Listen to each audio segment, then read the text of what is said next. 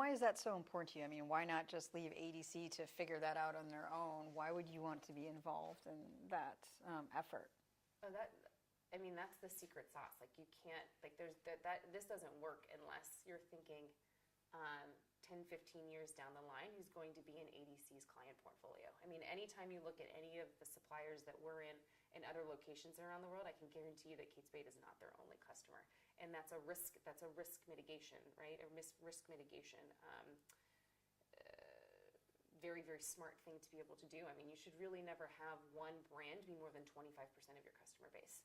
And that's a pretty standard practice across the industry. So I think the piece that ADC, and that's really critical for their long-term sustainability, because ADC is not right now accepting philanthropic capital.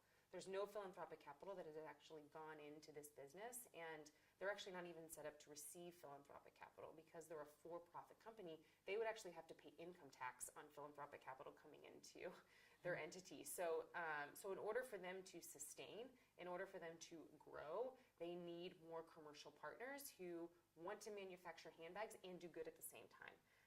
And so that's the most critical piece to ensuring that this company continues to sustain itself and continues to grow in the near term. And that's about long-term guaranteeing your supply line, right? Because if they are vulnerable to you, they could go out of business, and then you wouldn't be able to use them in the future, right? So there's an interest that you have in ensuring that. But it sounds like you've also, because you feel this link to this company and you've really helped them even from a skills development side, maybe you feel more inclined to do this than you might with some of your other suppliers.